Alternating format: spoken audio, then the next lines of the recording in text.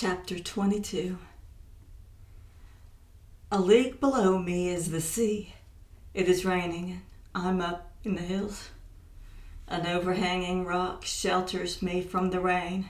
I smoke my pipe, smoke one pipe after another, and every time I light it, the tobacco curls up like a worm's crawling from the ash. So also with the thoughts that twirl in my head. Before me, on the ground, lies a bundle of dry twigs from the ruin of a bird's nest, and as with that nest, so also with my soul. I remember every trifle of that day and the next. Oh, I was hard put to it then.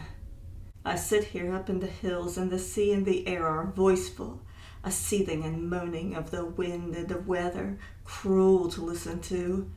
Fishing boats and small craft show far out with reefed sails, human beings on board, making for somewhere, no doubt, and heaven knows where all those lives are making for, think I.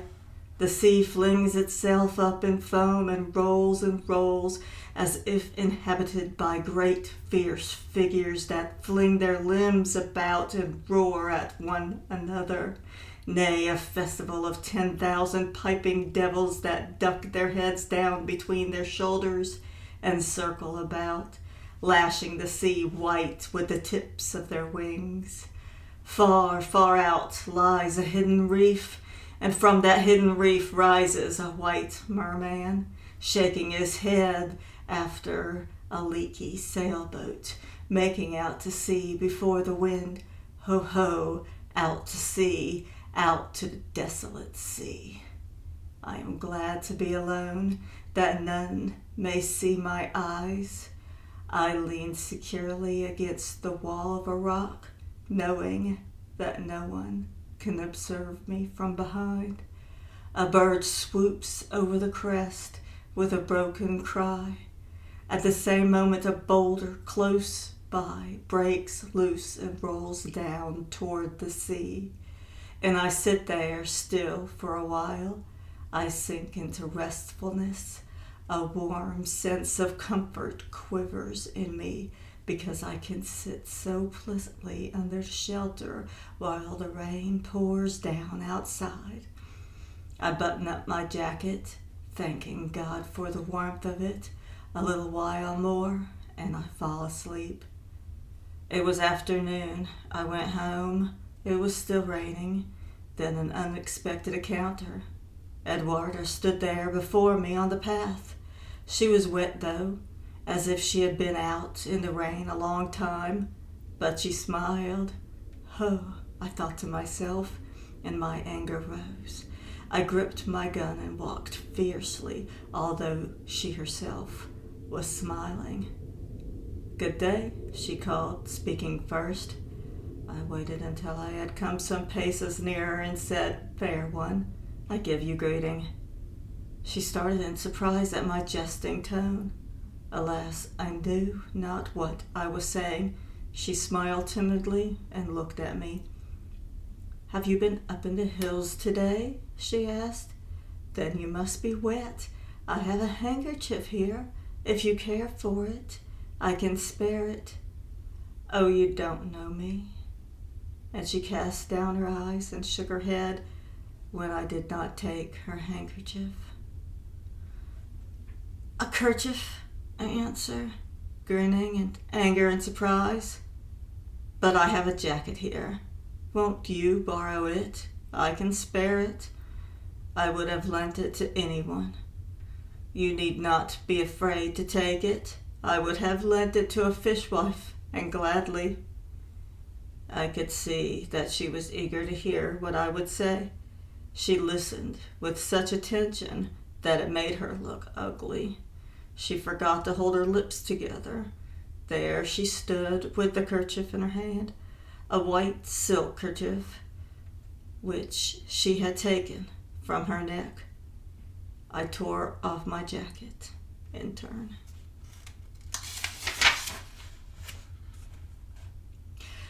For heaven's sake, put it on again, she cried.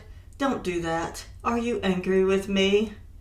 Herrgott, put your jacket on. Do before you get wet through. I put on my jacket again. Where are you going? I asked sullenly.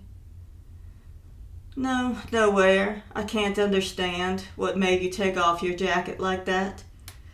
What have you done with the Baron today? I went on. The Count can't be out to sea on a day like this. Glahn, I just wanted to tell you something. I interrupted her. May I beg to convey my respects to the Duke?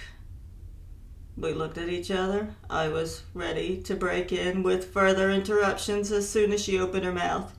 At last, a twinge of pain passed over her face. I turned away and said, seriously, you should send His Highness packing, Edwarda.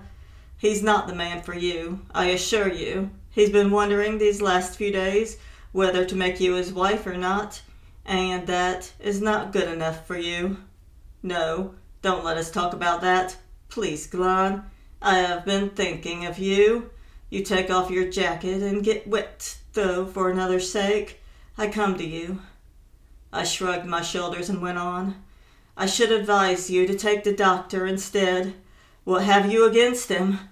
A man in the prime of life and a clever head. You should think it over. Oh, but do listen a minute. Aesop, my dog, was waiting for me in the hut. I took off my cap, bowed to her again, and said, Fair one, I give you farewell. And I started off. She gave a cry.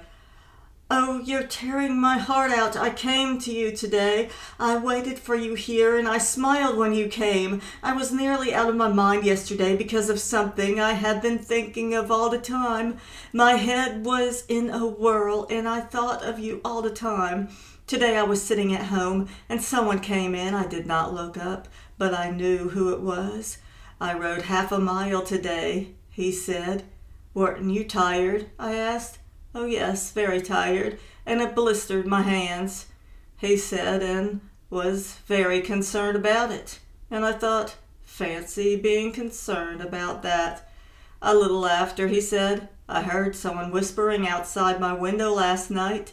It was your maid and one of the storemen talking very intimately indeed. Yes, they are to be married, I said, but this was at 2 o'clock in the morning. Well, what of it? Said I, and after a little, the night is their own. Then he shifted his gold spectacles a little up his nose and observed, But don't you think at that hour of night it doesn't look well? Still, I didn't look up, and we sat there like that for 10 minutes. Shall I bring you a shawl to put it over your shoulders? He asked. No, thank you, I answered. If only I dared take your little hand, he said. I did not answer. I was thinking of something else. He laid a little box in my lap. I opened the box and found the brooch in it. There was a coronet on the brooch, and I counted 10 stones in it. Glahn, I have that brooch with me now. Will you look at it? It's trampled to bits. Come and see how it's trampled to bits. Well, what am I to do with this brooch? I answered. Wear it, he answered. But I gave him back the brooch and said, Let me alone. It's another I care for. What other? He asked. A hunter in the woods, I said. He gave me 2 lovely feathers once, for a keepsake. Take back your brooch. But he would not. Then I looked at him for the first time. His eyes were piercing. I will not take back the brooch. You may do with it as you please. Tread on it, he said. I stood up and put the brooch under my heels and trod on it. That was this morning. For 4 hours I waited and waited. After dinner I went out. He came to meet me on the road. Where are you going? He asked. To Glahn, I answered, to ask him not to forget me. Since 1 o'clock I've been waiting here. I stood by a tree and I saw you coming. You were like a god. I love your figure, your beard, and your shoulders. Loved everything about you. Now you're impatient. You want to go, only to go. I'm nothing to you. You will not look at me. I had stopped. When she had finished speaking, I began walking on again. I was worn out with despair, and I smiled. My heart was hard. Yes, I said, and stopped again. You had something to say to me? But at the scorn of mine, she wearied of me. Something to say to you? But I have told you. Did you not hear? No, nothing. I have nothing to tell you any more. Her voice trembled strangely, but that did not move me. Next morning, Eduardo was standing outside the hut when I went out. I have thought it all over during the night and taken my resolve. Why should I let myself be dazzled any longer by this creature of moods, a fisher girl, a thing of no culture? Had not her name fastened for long enough on my heart, sucking it dry? Enough of that, though it struck me that perhaps I had come nearer to her by treading on her with indifference and scorn.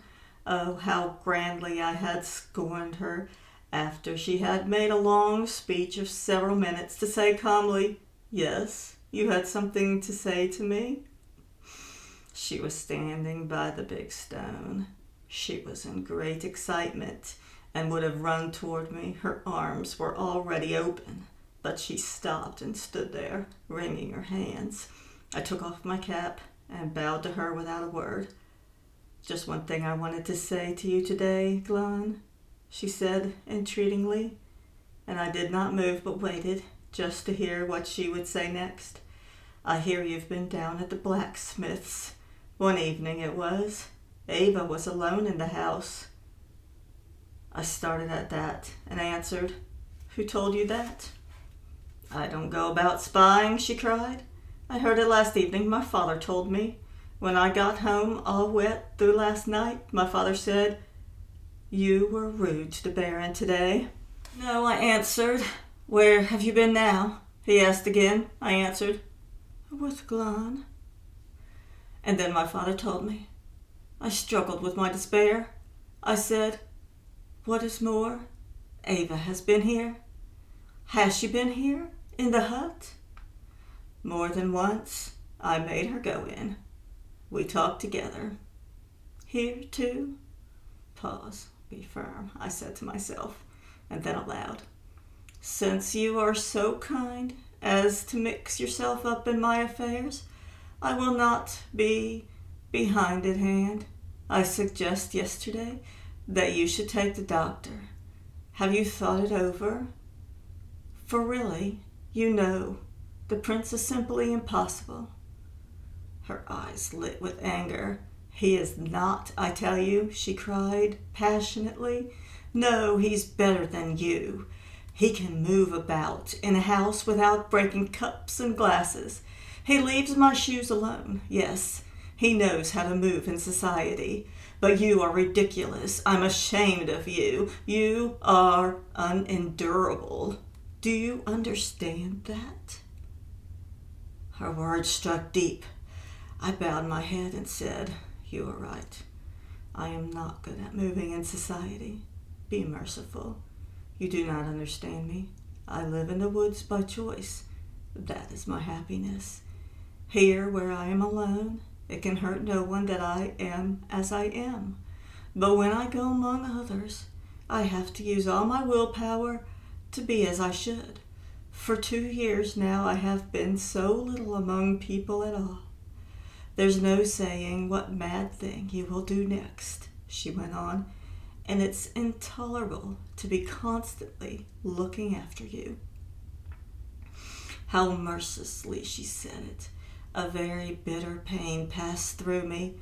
I almost toppled before her violence. "Eduardo had not yet done," she went on. "You might get Ava to look after you, perhaps. It's a pity, though, that she's married." "Ava? Ava married, did you say?" "Yes, married." "Why, who is her husband?" "Surely you know that. She's the blacksmith's wife." I thought she was his daughter. No, she's his wife. Do you think I'm lying to you? I had not thought about it at all. I was simply astonished. I just stood there thinking, is Ava married? So you have made a happy choice, said Eduarda. Well, there seemed no end to the business. I was trembling with indignation, and I said, but you had better take the doctor. As I said, take a friend's advice. That prince of yours is an old fool, and in my excitement I lied about him, exaggerated his age, declared he was bald, but he was almost totally blind. I asserted, moreover, that he wore that coronet thing in his shirt for wholly and solely to show off his nobility. As for me, I have not cared to make his acquaintance. There is nothing of him to mark at all. He lacks the first principles. He is nothing. But he is something, she cried, and her voice broke with anger. He is far more than you think. You thing of the woods, you wait. Oh, he shall talk to you. I will ask him myself. You don't believe I love him? But you shall see you are mistaken. I will marry him. I will think of him night and day. Mark what I say. I love him. Let Ava come if she likes. Ha ha. Heavens, let her come. It is less than nothing to me. And now let me get away from here. She began walking down the path from the hut. She took a few small, hurried steps, turned around, her face still pale as death, and moaned, and let me never see your face again.